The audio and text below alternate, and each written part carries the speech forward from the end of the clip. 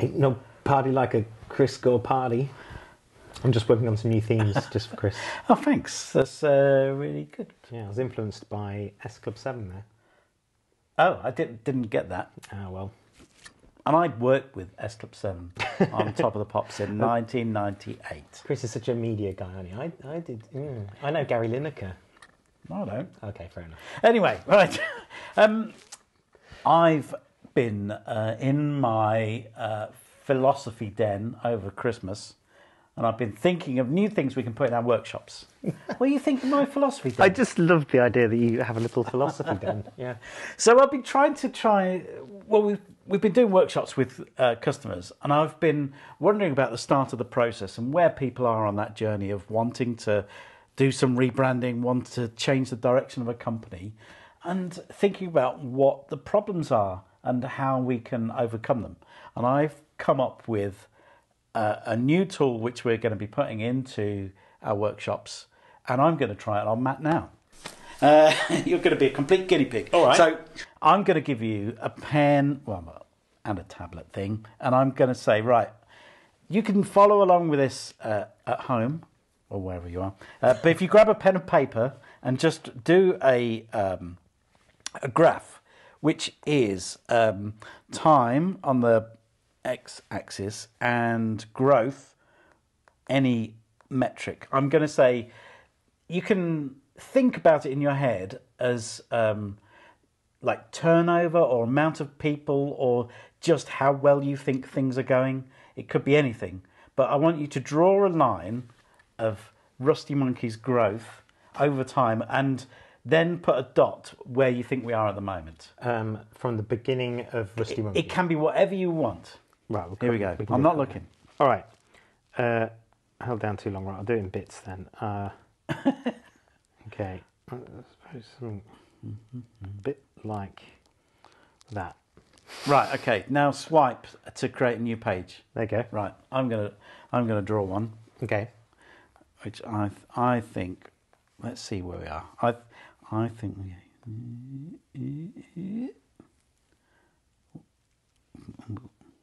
Oh, I didn't put where I was on it. But I can do Okay. that You can do that. There you go. All right.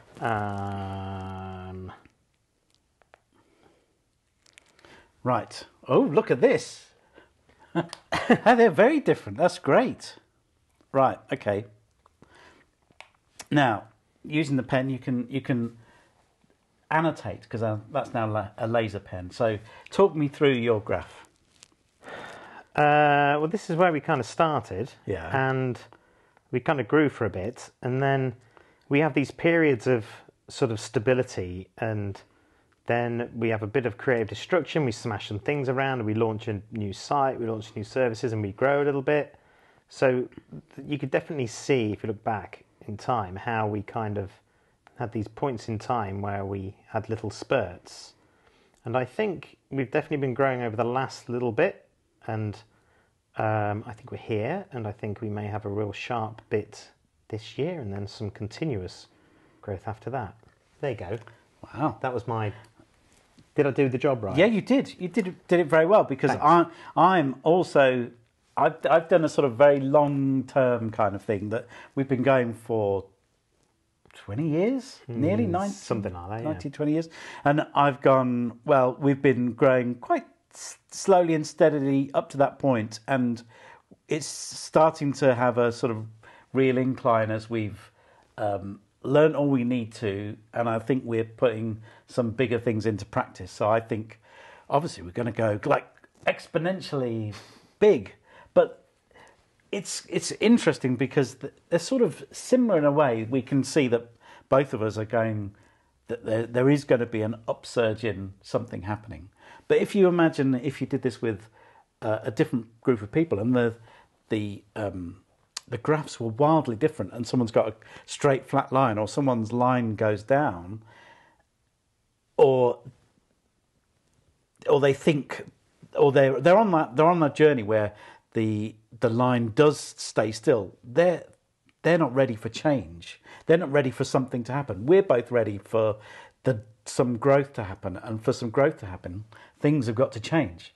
But if everyone is on the same page, then it's good for you as a business because you know that you're going to succeed. But if all those graphs are wildly different, then you know you've got some work to do before you start pushing the pedal to go, okay, we're going to change direction and do X, Y, and Z.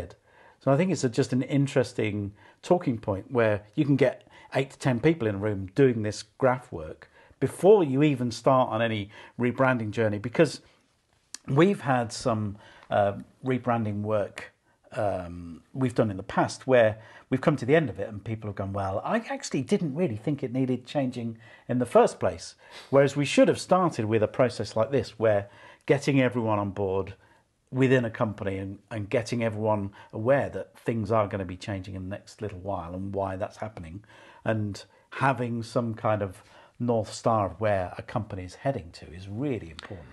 Yeah, I think that's really interesting as well, because I know some other organisations I've chatted with have clearly said actually that they don't expect to grow in terms of kind of size and turnover a heck of a lot. And they're not even particularly aiming to do that much. There's a little bit of growth they want to do, but actually over the next 3 to 5 years, what they really want is fewer customers that are paying more, and the workforce is happier, and they want to reduce the amount of work hours their team need to do. And with regards to the turnover and the profit, things are okay, but it's stuff over here that they really want to change. So that's kind of really interesting, because you automatically assume everybody wants this upward trajectory, and perhaps some companies are in a different position than that. So I think getting everyone on an understanding of what they are aiming to do is really powerful. It's very good. Well, I sort of also imagine, like in a business, you're tying little bits of string to people, and if everyone is pulling in the same direction, you're going to do the same thing and head off in the right direction. But if you've got people thinking, like when I worked at the BBC, it was I worked at the BBC Outside Broadcasts, and it was a commercial enterprise by that time. It all got sold off in the end, but the management team, they were thinking that it was one thing. We were the BBC Outside Broadcast. We were going to take over the world. But the workers thought something completely different and thought that the business was failing, up to the point where we had some managers. We had one manager from Wales, and I think another manager from Wales was just about to arrive. And the top manager said, "I bet you wish they'd blow up the Severn Bridge, don't you?" And people said, "Yeah, it would do. It'd be really good." And he said, "I don't know which side of the bridge you want me on." And someone piped up, "In the middle."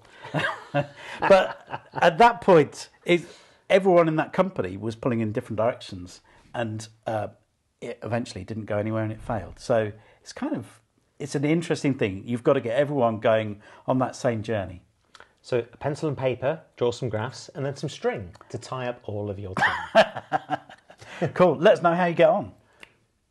That was good, wasn't it? It's like the Fonz. Like the Fonz.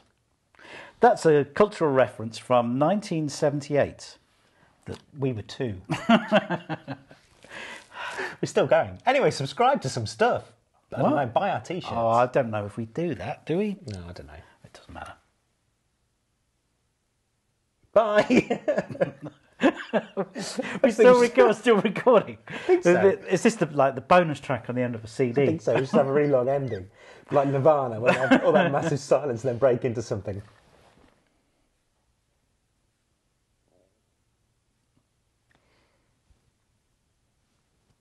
Goodbye.